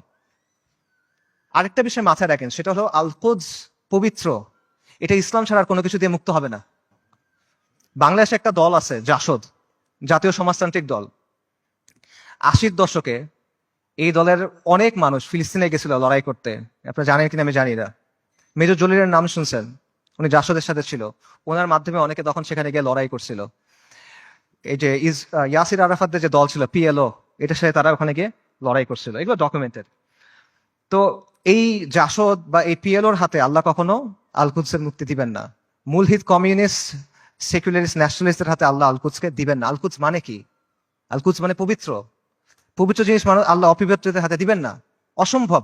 যেই বিজয় আল্লাহ প্রথমে দিচ্ছেন আল ফারুকের কাছে রাদিয়াল্লাহু আন, যেই বিজয় আল্লাহ দিচ্ছেন সালাহউদ্দিনের কাছে, এটা আল্লাহ কোনো কমিউনিস্টকে দিবেন না, এটা আল্লাহ কোনো জাতীয়তাবাদীকে দিবেন না। এটা যদি মুক্ত হয়, এটা ইসলামের নামে মুক্ত হবে। যতদিন পর্যন্ত ইসলামের নাম না আসবে, এটা যদি আপনি বাহ্যিকভাবে মনে হয় মুক্ত হয়েছে, তাও এটা আসলে মুক্ত হবে না। এবং এখানে এটাও বুঝেন যে ফিলিস্তিনের মানুষরা নিজে নিজে আল-কুদসকে মুক্ত করতে পারবে না। ঠিক আছে, আমরা সবাই ফিলিস্তিনের জিহাদ সমর্থন করি, সবাই সমর্থন করে, এটা কমিউনিস্টরাও সমর্থন করে, কিন্তু ফিলিস্তিনের মানুষ নিজেরা, গাজার মানুষ খালি গাজাতে লড়াই করতেছে, আল-কুদস মুক্ত হবে না। পশ্চিম তীরের মানুষ শুধু পশ্চিম তীরে লড়াই করতেছে, ফিলিস্তিন মুক্ত হবে না। এটা সম্ভব না। উমর রাদিয়াল্লাহু আনহুর সময় আবারও চিন্তা করেন, ইতিহাসের কথা চিন্তা করেন, ফিলিস্তিন কি ভেতর থেকে মুক্ত হয়েছিল না বাইরে থেকে গিয়ে মুক্ত করা হয়েছিল? সালাউদ্দিন আর আইয়ুবের সময় চিন্তা করেন, ফিলিস্তিন ভেতর থেকে মুক্ত হয়েছিল না বাইরে থেকে গিয়ে মুক্ত করা হয়েছিল? বাইরে থেকে মুক্ত করতে হবে। এক্স্যাক্টলি এখন আপনার তাই করতে হবে, বাইরে থেকে যোদ্ধা বাহিনী গিয়ে ফিলিস্তিনকে মুক্ত করে আনতে হবে। কিন্তু এখানে সমস্যাটা হলো যে বাইরে থেকে যে যারা যাবে, তারা যাবেটা কিভাবে? ইসরায়েল একটা 4-5 লেয়ারের সিকিউরিটি কমপ্লেক্সের ভেতরে বসে আছে। সহজ করে বলি, ইসরায়েল যেতে হলে আপনার 4টা বা 5টা পাহাড় টপকাইতে হবে। এভাবে চিন্তা করেন, মনে করেন আফ্রিকার কোনো অঞ্চলে আপনি টাইম মেশিনে করে সালাউদ্দিন আল আইয়ুবী এবং নুরুদ্দিন জিঙ্গি রাহিমাহুমুল্লাহ তাদেরকে নিয়ে আসলেন, তাদের বাহিনীকে নিয়ে আসলেন, তাদেরকে অত্যাধুনিক অস্ত্র দিলেন এবং তাদের একটা মিশন দিলেন, তোমাদের কাজ হলো আবার জেরুজালেম মুক্ত করো, আগে একবার করছিলে আবার করো। তারা যদি এই কাজটা করতে চায়, তাদেরকে কে বাধা দিবে চিন্তা করেন। প্রথমে ওইখানকার তথাকথিত মুসলিম শাসক বাধা দিবে, তাদের বাহিনী বাধা দিবে, সেই শাসকদের কিছু অনুগত নামধারী আলেম থাকবে, তারা বাধা দিবে, তারা বলবে এরা খারিজি, তারা বলবে এরা তাকফিরি, তারা বলবে এরা উগ্র, তারা বলবে এরা বাঘি। এগুলো বলে অনেকে মাইন্ড করেন, এগুলো বাস্তবতা। আপনারা ভিডিও দেখেন, মিশরের এক বিখ্যাত মুফতি, নাম বললে সবাই চিনবেন, এই বিখ্যাত মুফতি বলছে যে অক্টোবর 7 তারিখ যে আক্রমণ করা হয়েছে, এটা খারিজিদের মতো আক্রমণ হয়েছে। এবং এটা যাদের সামনে বলছে, সেই তরুণরা তাকে ভয়ঙ্কর অ্যাগ্রেসিভ একটা স্লোগান দিছে, তখন গালি দিছে বেসিক্যালি, আমি বলতে চাচ্ছি না, আপনাকে ইউটিউবে খুঁজে দেখেন। এগুলো বাস্তবতা। প্রথমে ওই শাসকরা এবং তার বাহিনীরা তাদেরকে বাধা দিবে, তারপর তাদের অনুগত নামধারী আলেমরা, হকপন্থী আলেম অবশ্যই না, নামধারী আলেমরা বাধা দিবে। তারপর কি হবে? তারপর আন্তর্জাতিক বিশ্ব আসবে, এসে স্যাংশন দেওয়ার চেষ্টা করবে, নিন্দা প্রস্তাব জানাবে। তারপর যদি কোনোভাবে তারা আগাইতে পারে, তাদের গিয়ে মোকাবেলা করতে হবে কাদের সাথে? ইসরায়েলকে ঘিরে রাখা আরব দেশগুলা এবং সেগুলোর শাসক এবং সেগুলোর সেনাবাহিনীর সাথে। এগুলো যদি আপনি ক্রস করেন, তখন আপনার লড়াই করতে হবে আমেরিকার সাথে, তারপর আপনি ইসরায়েলের সাথে ফাইট করতে পারবেন, তার আগে না। এটা হলো বাস্তবতা। আজকে যদি কোনো সুন্নি রাজনৈতিক শক্তি তৈরি হয়, মনে করেন উত্তর পূর্ব আফ্রিকাতে কোন সুন্নি দল ইসলামী ইমারত কায়েম করলো, তারা এখন আল-কুদস পর্যন্ত যাইতে চায়, তাদেরকে এই 4-5টা পাহাড় টপকায় ওখানে যেতে হবে। কাজেই আল-কুদসের মুক্তির যে ইস্যু, এটা কোনো নির্দিষ্ট অঞ্চলের ইস্যু না, এটা কোনো লোকাল ইস্যু না, এটা একটা গ্লোবাল ইস্যু। এটা সম্পর্ক পুরো বিশ্ব ব্যবস্থার সাথে। এবং আপনি চিন্তা করে দেখেন যে ইসরায়েল রাষ্ট্র অস্তিত্ব আসলো কিভাবে। 1947 সালে যখন দ্বিতীয় বিশ্বযুদ্ধ শেষ হইল, যখন মিত্রবাহিনী যুদ্ধে জিতলো, যখন আমেরিকার নেতৃত্বে নতুন বিশ্ব ব্যবস্থা তৈরি হলো, তখন ইসরায়েল রাষ্ট্রের জন্ম হয়েছে। কাজেই যেই আল-কুদস দখল হওয়ার সাথে ইসরায়েল রাষ্ট্র প্রতিষ্ঠিত হওয়ার সাথে সম্পর্ক এই বিশ্ব ব্যবস্থার। কাজে আপনি যদি আল-কুদসকে মুক্ত করতে চান, আপনি যদি ইসরায়েলের মোকাবেলা করতে চান, এই বিশ্ব ব্যবস্থাকে আপনার পরাজিত করতে হবে। এর সহজ কোনো উপায় নেই আসলে। আর যখন আপনি বিশ্ব ব্যবস্থাকে চেঞ্জ করতে যাবেন, ওটা কিরকম হবে? এটাকে একটা নিট অ্যান্ড ক্লিন প্রক্রিয়া হবে? সহজ প্রক্রিয়া হবে না, একটা রক্তাক্ত প্রক্রিয়া হবে, ব্রুটাল প্রক্রিয়া হবে। পরিবর্তন যত বেশি হয়, সেটা তত বেশি প্রক্রিয়াটা, পদ্ধতিটা তত বেশি রুক্ষ হয়, তত বেশি কঠিন হয়। এটা হলো বাস্তবতা। পৃথিবীর ইতিহাসে কোনো পলিটিক্যাল সিস্টেমের পরিবর্তন শান্তিপূর্ণভাবে হয় নাই। পলিটিক্যাল সিস্টেম, আপনি একটা ওয়ার্ল্ড সিস্টেমের কথা বলতেছেন, ওয়ার্ল্ড অর্ডারের কথা বলতেছেন, এটা শান্তিপূর্ণভাবে হবে না। কিন্তু আমরা এভাবেই চিন্তা করি। আমি চিন্তা করি আমার চাকরি ঠিক থাকবে, আমার ক্যারিয়ার ঠিক থাকবে, আমার স্ট্যান্ডার্ড অফ লিভিং ঠিক থাকবে, সবকিছু ঠিক থাকবে, জিডিপি ঠিক থাকবে, আমার দেশের ইনকাম পার ক্যাপিটা ঠিক থাকবে, মাঝখান দিয়ে আল-কুদস মুক্ত হয়ে যাবে। এভাবে হবে না। আমাদের সবাইকে কুরবানি করতে হবে। এটা সস্তা কিছু না ভাই। এটা আপনি সেকুলার ইতিহাস দেখেন, ওয়াহির আলোকে দেখেন, আকলের দিক দিয়ে দেখেন, বাস্তবতার আলোকে দেখেন, আপনি এভাবে মুক্ত করতে পারবেন না। এই পুরো বিশ্ব ব্যবস্থার পরিবর্তনের সাথে এটা জড়িত। আমি সামারি করি, আমি অনেকগুলো না না না না বললাম, সেই নাগুলো সামারি করি। বর্তমান বিশ্ব ব্যবস্থার অনুমোদিত কোনো পথে আল-কুদস মুক্ত হবে না। জাতিসংঘ, আন্তর্জাতিক আইন, মানবাধিকার, এগুলা দিয়ে আল-কুদস মুক্ত হবে না। মুসলিম বিশ্বের শাসক এবং তাদের অধীনস্থ যে সেনাবাহিনী, এদেরকে দিয়ে আল-কুদস মুক্ত হবে না। ইরানের যে অক্ষ, এটার মাধ্যমে আল-কুদস মুক্ত হবে না। আল-কুদসের অধিবাসীরা একা একা নিজেরা চেষ্টা করে ভেতর থেকে আল-কুদসকে মুক্ত করতে পারবে না, তাকে অবশ্যই বাইরে থেকে হেল্প করতে হবে। কিন্তু বাইরে থেকে কেউ যদি হেল্প করতে যায়, তারা 4 থেকে 5টা পাহাড় ডিঙায় যেতে হবে। কাজে ফিলিস্তিনের মুক্তির বিষয়টা এই বিশ্ব ব্যবস্থার পরিবর্তন করা বা বিশ্ব ব্যবস্থাকে দুর্বল করার সাথে সম্পর্কিত। আল-কুদসকে মুক্ত করতে হলে অবশ্যই এই বিশ্ব ব্যবস্থাকে দুর্বল হইতে হবে, নইলে এটা সম্ভব না, ইল্লা মাশা আল্লাহ।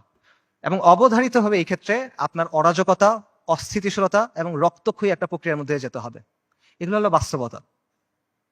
তাহলে আল কুদসের মুক্তি কিভাবে, সমাধান কিভাবে? আমি বলছি আল কুদসের মুক্তি কিতালের মাধ্যমে, জিহাদের মাধ্যমে।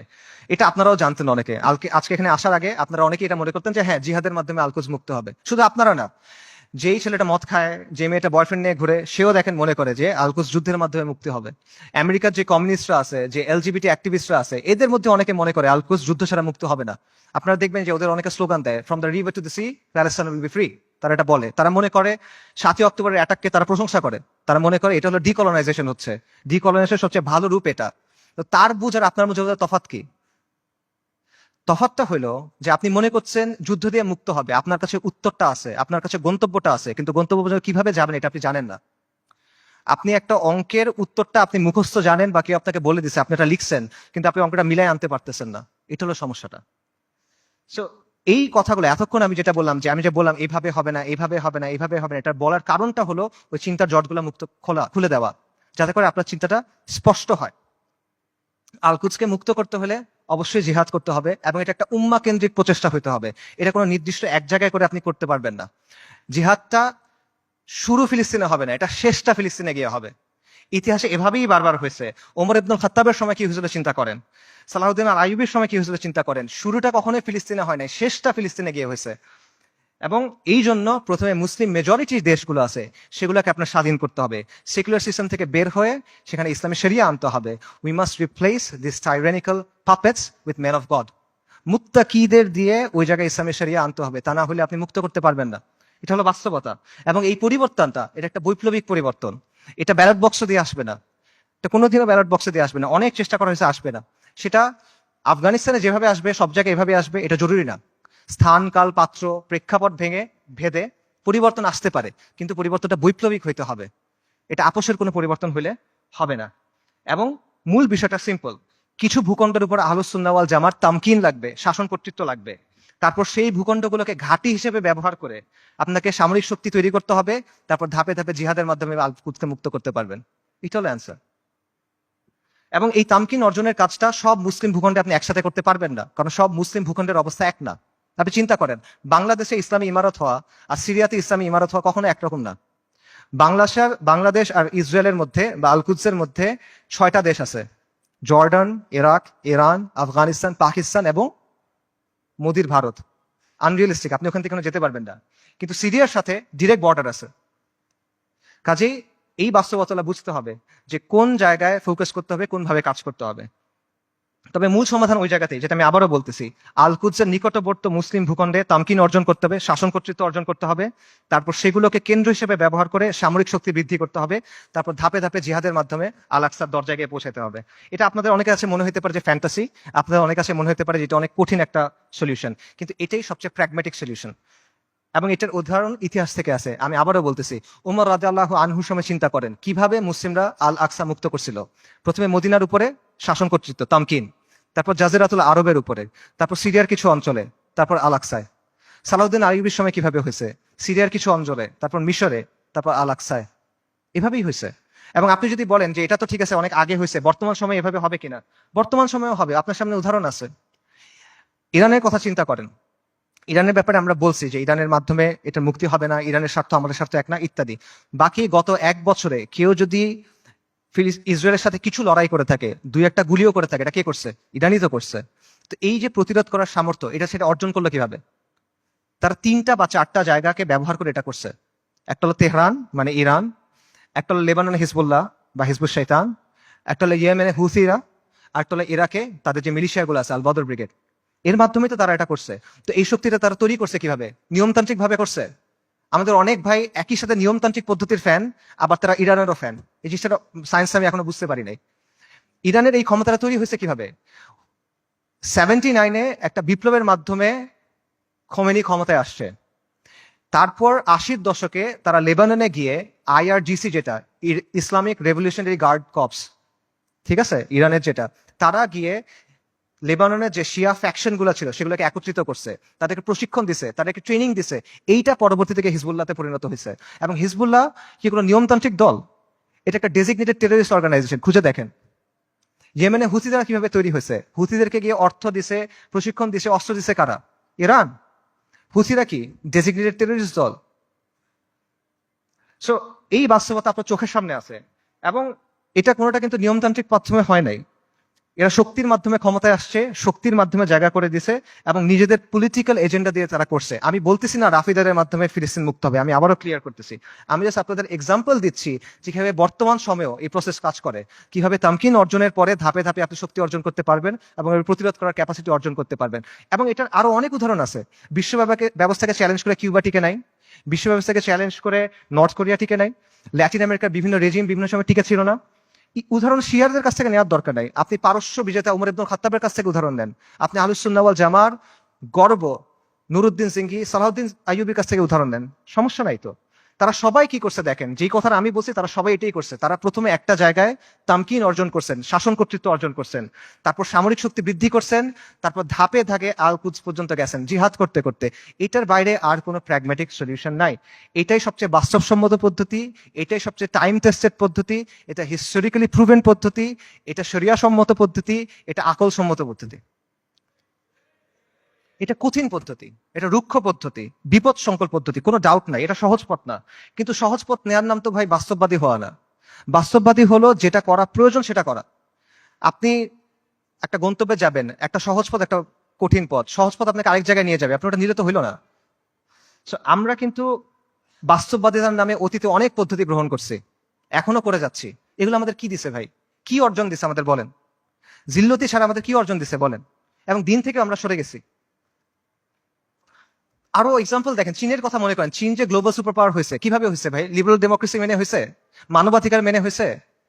একটা ভায়োলেন্ট রেভলিউশনের মাধ্যমে চাইনিজ কমিউনিস্ট পার্টি শাসন কর্তৃত্ব অর্জন করছে, তামকিন অর্জন করছে। তারপর একটা ওয়ান পার্টি স্টেট বানাইছে, ব্রুটালি শক্ত হাতে শাসন করছে, আজকে সে আমেরিকার কন্টেন্ডার হয়েছে। এটা বাস্তবতা ভাই। চীন, তারা কি বিশ্বাস করতে যে জনগণ সব ক্ষমতার উৎস? চীনের বিপ্লবের যাকে স্থপতি বলা হয় মাও সেতুং, তার একটা বিখ্যাত উক্তি আছে, সেটা হলো বন্দুকের নল ক্ষমতার উৎস। পাওয়ার comes from the barrel of the gun. এটা বাস্তবতা। এই বাস্তবতা, political power comes from the barrel of the gun, এটা দুনিয়ার বাস্তবতা। আপনি বাস্তবতা বুঝার পরে বাস্তবসম্মত পলিসি নিতে পারেন। এবং আপনাকে ওই যেটা বলছিলাম, এই পলিসি আপনার নিতে হবে বাস্তবতার নিরিখে, শরিয়ার আলোকে এবং নিজের সামর্থ্য অনুসারে, এবং আপনার শত্রুকে আপনার চিনতে হবে। আমরা শুরুতে হরমুজানের কথা বলছিলাম। মুসলিমদের শত্রুদের তুলনা হলো পাখির মতো, পাখির দুটা ডানা, দুটা পা, একটা মাথা। আজকে 1400 বছর পর্যন্ত ডানা একটা ভেঙে ফেলবেন আর একটা ডানা থেকে যাবে, দুটা ডানা ভেঙে ফেলবেন পা থেকে যাবে, মাথা কেটে ফেলবেন পাখি শেষ, রাইট? তা আজকে 1400 বছর পরে বাস্তবতা কি? মুসলিমদের শত্রুদের অবস্থা একটা পাখির মতো। এক ডানা নেটো, এক ডানা ইসরায়েল, দুই পা হলো এই আরব বিশ্বের শাসকেরা, মাথাকে আমেরিকা। ইসরায়েলকে সবচেয়ে বেশি সামরিক সমর্থন কে দেয়? আমেরিকা। ইসরায়েলকে সবচেয়ে বেশি অর্থনৈতিক সমর্থন কে দেয়? ইসরায়েলকে সবচেয়ে বেশি রাজনৈতিক সমর্থন কে দেয়? বারবার জাতিসংঘের সিকিউরিটি কাউন্সিলে ভেটো কে দেয়? এই শাসকদের মসনদ কে টিকায় রাখে? কাজেই আমেরিকাকে রাজি খুশি রেখে, আমেরিকার মনের মতো করে, আমেরিকার বানানো ছকে খেলে, তাদের ঠিক করা নিয়ম মেনে কোনোদিন পর আল-কুদস মুক্ত হবে না। এটা পসিবল না। আপনার আমেরিকার কথা চিন্তা করেন, গত 1 বছর ধরে তাদের সাথে যেই ঘটনাগুলো ঘটতেছে সেগুলোর কথা চিন্তা করেন। আপনি ওই ছেলেটার কথা চিন্তা করেন, হাফেজ, আপনারা ভিডিও দেখছেন, রিফিউজি ক্যাম্পের ভিতরে আগুনে পড়ে মারা গেছে। ছেলেটার নাম ছিল শাবান, কোরআনে হাফেজ, সফটওয়্যার ইঞ্জিনিয়ারিং নিয়ে পড়তেছিল। আপনারা রুহ আর রুহ রিমের কথা চিন্তা করেন, ওই যে ছোট্ট মেয়েটা বিল্ডিং ধসে গেছে, মারা গেছে, তার দাদা তার ডেড বডি বুকে নিয়ে বলছে রেম, রুহ আর রুহ। তার কথা চিন্তা করেন, তাদের কষ্টের কথা চিন্তা করেন। আপনি ওই বাবার কথা চিন্তা করেন যে সে বিস্কিট কিনতে গেছিল বাচ্চার জন্য, ফিরে এসে দেখে তার স্ত্রী সন্তান মারা গেছে। সে কান্না করতেছে আর বিস্কিটটা বাচ্চার হাতে দিয়ে বলছে, বাবা তুমি এটা নিয়ে যাও। আপনি মার কথা চিন্তা করেন যে বাচ্চার জন্য আটা আনতে গেছে, কারণ বাচ্চা ক্ষুধায় কাঁদতেছে, বুঝে না তো, আটা আনতে গেছে, এসে দেখে সবাই মারা গেছে।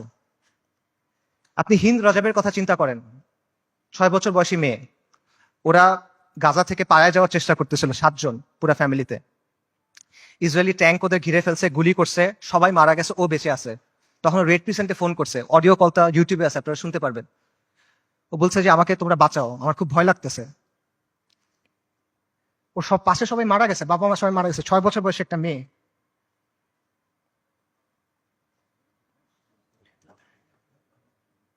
এবং শেষ পর্যন্ত 12 দিন পরে ওর ডেড বডি যখন পাওয়া গেছে, দেখা গেছে ওর পুরো ফ্যামিলির ডেড বডি, আর ওর আশেপাশে যে প্যারামেডিক গুলা ওকে বাঁচাতে আসছিল তারাও মারা গেছে, তাদেরকে মেরে ফেলছে ইসরায়েলিরা। ওই তিন বোনের কথা চিন্তা করেন, তিন বোন তিনটা ছবি। প্রথম ছবিটা হলো যুদ্ধের আগে, তিন বোন সেলফি তুলছে হাসি খুশি। পরের ছবিটা হলো যুদ্ধের সময়, দুই বোন, পেছনে ধ্বংসস্তূপ, এক বোন মারা গেছে। পরের ছবি এক বোন, তার হাতে একটা বড় পলিথিন, গার্বেজ ডিসপোজাল ব্যাগ আছে না, কালো রঙের বড় পলিথিন, ওরকম বড় পলিথিন। পলিথিনে কি? তার বোনের ডেড বডি, পুরা বডি নাই, ছিন্ন বিচ্ছিন্ন হয়ে গেছে ওই ডেড বডি। গাজায় একটা হসপিটাল আছে খান ইউনুস, খান ইউনুসে একটা অ্যাম্বুলেন্স আসছে, অ্যাম্বুলেন্স থেকে একটা বাচ্চা নামছে, 10-11 বছর বয়স, ওর কাছে একটা ব্যাকপ্যাক, ওখান থেকে রক্ত পড়তেছে। আল জাজিরা সাংবাদিক জিজ্ঞেস করছে যে এখানে তোমার এখান থেকে রক্ত পড়তেছে কেন, তোমার ব্যাগে কি? বলছে আমার ভাই।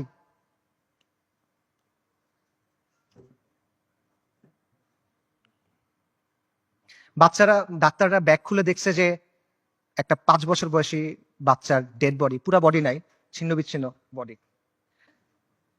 আপনারা ওই মার কথা চিন্তা করেন যে গেছে, যে তার পুরা ফ্যামিলি মারা গেছে, সে এসে জিজ্ঞেস করছে আমাকে লাশগুলা দাও, আমি দাফন কি করব। তাকে 3টা পলিথিন দিছে, কারণ ডেড বডি নাই, ছিন্ন বিচ্ছিন্ন হয়ে গেছে সব, 3টা পলিথিন দিছে। আপনারা ওই বাচ্চাটার কথা চিন্তা করেন, বিল্ডিং ধসে পড়ছে, খুলি ফেটে গেছে, কোটর থেকে চোখ বের হয়ে আসছে, এবং ওই নিষ্প্রাণ চোখ, এই নিষ্প্রাণ পৃথিবীর দিকে তাকায় আছে। এদের কষ্টের কথা চিন্তা করেন। এই কষ্ট শুধু তাদের, এই কষ্ট আমাদের না। আমরা না এক উম্মা, এক উম্মা এক দেহের মতো, এরকম না? আমাদের স্পর্শ করে না ওই কষ্ট। এই যে কষ্টটা কি আমাদের যে কষ্টটা হবে তার চেয়ে বেশি কষ্ট? আমাদের যে কষ্ট ওটা কি এর চেয়ে বেশি কষ্ট? যদি এটা বেশি কষ্ট মনে হয় তাহলে আমি আরেকটা কষ্টের কথা বলি, এটা শোনেন। ওই দিনের কথা মনে করেন যেদিন আল্লাহর সামনে আপনাকে দাঁড়াতে হবে। ইদা দুক্কাতিল আরদু আরদান দাক্কান দাক্কা ওয়া জাআ রাব্বুক ওয়াল মালাকু সাফফান সাফফা ওয়া জিআ ইয়াওমাইযিন বিজাহান্নাম। পৃথিবী চূর্ণ বিচূর্ণ হয়ে যাবে, বালির মতো হয়ে যাবে। আপনার প্রতিপালক আসবেন এবং মালাইকারা আসবে সারিবদ্ধভাবে, এবং জাহান্নামকে আপনার সামনে আনা হবে। ওই দিন আল্লাহ আপনাকে প্রশ্ন করবেন, আমাদেরকে প্রশ্ন করবেন, কি জবাব দিবেন আল্লাহকে বলেন?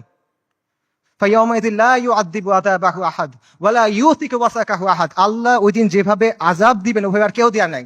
আল্লাহ ওই দিন যেভাবে বাঁধবেন ওভাবে আর কেউ বাঁধে নাই। কি বলবেন আল্লাহকে তখন? আল্লাহ আপনাকে যদি জিজ্ঞেস করেন তুমি কি করছিলে, আপনি কি জবাব দিবেন বলেন? এই কষ্ট বেশি না দুনিয়াতে আপনার যে কষ্ট হবে সেটা বেশি?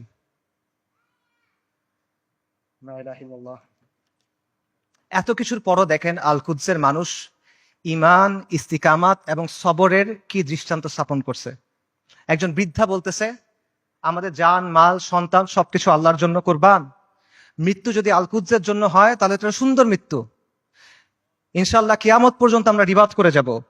এটা সস্তা কিছু না, এটা রাসূলুল্লাহ সাল্লাল্লাহু আলাইহি ওয়াসাল্লামের ইসরা ওয়াল মিরাজের জায়গা। আমরা বাইতুল মাকদিসের অধিবাসীরা প্রস্তুতি আছি, কুরবানি করার জন্য প্রস্তুতি আছে, যত কুরবানি লাগে আমরা করব। ওই বাবার কথা চিন্তা করেন, হাসপাতালে একই দিনে 2 বাচ্চা মারা গেছে, 2 ছেলে মারা গেছে। উনি বলতেছেন আলহামদুলিল্লাহ, এটা জিহাদের ভূমি, এটা রিবাতের ভূমি, আমাদের যা কিছু আছে সব আল্লাহর জন্য। আল্লাহ আমাদের খালেক, উনি আমাদের তৈরি করছেন, উনি আমাদের পাঠাইছেন, উনি নিয়ে যাবেন, ওনার যা খুশি উনি করবেন, আমরা এটাতে খুশি, আমরা এটার উপর সবর করব। বান্দা যখন বিপদের মধ্যে পড়ে, ওলামায়ে কেরাম হাদিসের আলোকে বলছেন যে বান্দা যখন বিপদের মধ্যে পড়ে তখন আল্লাহ এটার মাধ্যমে তার সগীরা গুনাহগুলো মাফ করে দেন, অথবা তাকে পরিশুদ্ধ করেন, কারণ আল্লাহ তাকে আখিরাতে বড় পুরস্কার দিতে চান। আমি মনে করি আমাদের গাজার ভাই বোনদের সাথে, ফিলিস্তিনের ভাই বোনদের সাথে এই বিষয়টাই হইতেছে। ইনশাআল্লাহ তাআলা আল্লাহ তাদেরকে জান্নাতুল ফিরদৌস আল্লাহর জন্য প্রস্তুত করতেছেন। আমি মনে করি আল্লাহ এই বান্দাদের উপর রাজি খুশি হয়ে যাবেন ইনশাআল্লাহ তাআলা। লক্ষের উপরে শহীদ, আলহামদুলিল্লাহ, এটা উম্মতে মুহাম্মদের গর্ব। আমাদের মৃতরা জান্নাতে ইনশাআল্লাহ, ওদের মৃতরা জাহান্নামে। আল্লাহু মাওলানা ওয়ালা মাওলা লাহুম। ওই বৃদ্ধের কথা চিন্তা করেন যিনি ধ্বংসস্তূপের মাঝখানে দাঁড়ায় বলতেছেন আমরা আজও এখানে দাঁড়ায় আছি এবং আমরা এখান পর্যন্ত থাকবো। এই ভূখণ্ড বরকতময়, এই ভূখণ্ডের অধিবাসীরা বরকতময়। আমাদের চারপাশে চূড়ান্ত ধ্বংসযজ্ঞ হয়েছে, কিন্তু আমরা তাও এখান থেকে নড়বো না, আমরা আল্লাহর দিন থেকে নড়বো না। আমরা অটল পাহাড়ের মতো, আমরা উজ্জ্বল তারার মতো। এবং আমি বলবো যে হ্যাঁ, পুরা বিশ্ব সাক্ষ্য দিচ্ছে তারা ইমানের ক্ষেত্রে অটল পাহাড়ের মতো। পুরা বিশ্ব সাক্ষ্য দিচ্ছে তারা ইস্তিকামাতের ক্ষেত্রে উজ্জ্বল তারার মতো। এবং পুরা বিশ্ব সাক্ষ্য দিচ্ছে আপনি এবং আমি কাপুরুষ।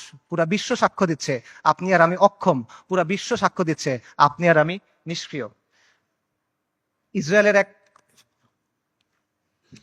ইসরায়েলের এক সোলজারের ভিডিও আছে, সে বলতেছে, ইংলিশে বলতেছে, আমেরিকান জিও, সে বলতেছে আমরা গাজাকে পরিষ্কার করতেছি, আমরা গাজাকে প্রস্তুত করতেছি, কারণ আমাদের রাজা আসবে, আমাদের মাসিহ আসবে, আমরা তাকে মুকুট পরানোর জন্য প্রস্তুত হচ্ছি, আমরা তৃতীয় মন্দির বানানোর জন্য প্রস্তুত হচ্ছি।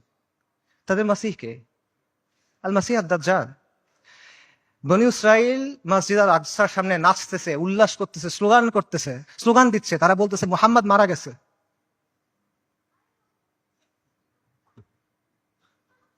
আল্লাহুম্মা সাল্লি ওয়া সাল্লিম আলা নবিয়িনা মুহাম্মদ। এটা কি অবস্থা ভাই? এই জিনিসটা মানা সহজ নাকি আল-কুদসের জন্য ফাইট করা সহজ? এই পথটা আমাদের কাছে অনেক বেশি কঠিন মনে হইতেছে। কোন পথটা আমাদের কাছে বেশি কঠিন মনে হয় এটা ঠিক করে দিবে যে আমাদের ইমানের অবস্থাটা আসলে কি। নবী সাল্লাল্লাহু আলাইহি ওয়াসাল্লাম তার হাদিসে বলছেন, আমি হাদিসের তর্জমা বলতেছি, ইবনে উমর রাদিয়াল্লাহু তাআলা আনহু থেকে বর্ণিত, রাসূলুল্লাহ সাল্লাল্লাহু আলাইহি ওয়াসাল্লাম বলছেন, যখন তোমরা ইনার পদ্ধতিতে ব্যবসা করবে, গরুর লেজ আঁকড়ে ধরবে, কৃষিকাজে সন্তুষ্ট থাকবে এবং জিহাদ ছেড়ে দিবে, তখন আল্লাহ তোমাদের উপর লাঞ্ছনা এবং অপমান চাপায় দিবেন। সাদাকা রাসূলুল্লাহ। এর চেয়ে বড় লাঞ্ছনা আর এর চেয়ে বড় অপমান কি আছে? আর নবী সাল্লাল্লাহু আলাইহি ওয়াসাল্লাম বলছেন, এই অবস্থা ততক্ষণ থাকবে যতক্ষণ না পর্যন্ত তোমরা তোমাদের দ্বীনে ফেরত আসো। সুনান আবু দাউদের হাদিস। আল-কুদস জিহাদের মাধ্যমে মুক্ত হবে, কিন্তু এই জিহাদের দরজা কেউ এসে আপনার জন্য খুলে দিবে না। আসমান থেকে ফেরেশতা নেমে এসে আপনার জন্য জিহাদের দরজা খুলে দিবে না। জিহাদের দরজা খুলতে হবে তাওহীদ আর হাদিদের শক্তি দিয়ে, খুলতে হবে না, ভাঙতে হবে। এটা এই রাস্তা আপনি মনে করতেছেন আল-কুদস পর্যন্ত আপনার জন্য একটা লাল গালিচা বিধানো রাস্তা তৈরি করে দিবে যে ভাই আমি আল-কুদসে গিয়ে জিহাদ করব। না, আপনার রক্ত, আপনার হাড়, আপনার মাংস, লাশের শাড়ি, খুলির পাহাড় পার হয়ে আপনার আল-আকসা যাইতে হবে। এটা ছাড়া আর কোনো অপশন নাই। আল-কুদসের দাম অনেক বেশি, এটা সস্তা না। বাইতুল মাকদিসের মানুষরা বলে দিছে, আল্লাহ আপনি আমাদের কাছ থেকে নেন, যতক্ষণ পর্যন্ত আপনি খুশি না হন আপনি আমাদের কাছ থেকে নেন, আমরা প্রস্তুত আছি। এই কথাটা যখন আমরা বলতে পারবো এবং এই কথার উপর যখন আমরা আমল করতে পারবো, যখন আমরা বলবো ইয়া আল্লাহ আপনি নেন, ততক্ষণ পর্যন্ত নেন যতক্ষণ আপনি সন্তুষ্ট না হন, তারপর আপনি আমাদেরকে আল-আকসা দেন, তখন আল-কুদস আপনি মুক্ত করতে পারবেন, আগ পর্যন্ত পাবেন না। আল-কুদস এমন এক দুলহান যার মাহার আমাদের রক্ত। আল-কুদস এমন এক দুলহান যার মাহার আমাদের রক্ত। মাহার পরিশোধ করা ছাড়া কোনো বিকল্প নাই, কোনো বিকল্প নাই। আল্লাহ আযজা ওয়া জাল্লা আল-কুদসকে মুক্ত করার প্রক্রিয়া শামিল হওয়ার তৌফিক দান করেন। আল্লাহ আমাদের তৌফিক দান করেন আল-কুদসকে মুক্ত করার। আল্লাহ আমাদের দুনিয়ার ভালোবাসার মৃত্যুকে অপছন্দ করার অসুখ থেকে মুক্ত করে দেন। আল্লাহ আমাদের মসজিদ আল আকসাতে সালাত আদায় করার তৌফিক দান করেন। আল্লাহ আমাদের চোখগুলোকে প্রশান্তি দেন। আল্লাহ আমাদেরকে খাইবারের মতো একটা দিন দেখান। আল্লাহ আমাদের বনু কুরাইযার মতো একটা দিন দেখান। আল্লাহ আমাদেরকে বনু কুরাইযার মতো একটা দিন দেখান। আল্লাহ আমাদের ক্ষমা করে দেন। আল্লাহ আমাদের মাফ করে দেন। আল্লাহ আমাদের নিফাক দূর করে দেন। আল্লাহ আমাদের নিষ্ক্রিয়তা দূর করে দেন। আল্লাহুম্মা মানসুরুল মুজাহিদিন ফি ফিলিস্তিন। আল্লাহুম্মা মানসুরুল মুজাহিদিন ফি গাজ্জা। আল্লাহুম্মা মানসুরুল মুজাহিদিন ফি বিলাদিশ শাম। আল্লাহুম্মা মানসুরুল মুজাহিদিন ফিল ইয়ামান।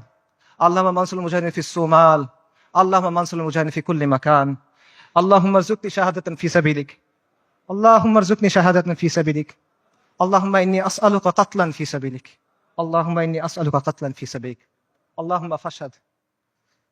এই বক্তব্য যদি ভালো কিছু থাকে এটা আল্লাহর পক্ষ থেকে, যা কিছু খারাপ, যা কিছু ভুল এটা আমার আর শয়তানের পক্ষ থেকে। ওয়া মা আলাইনা ইল্লাল বালাগ। আসসালামু আলাইকুম ওয়া রাহমাতুল্লাহ।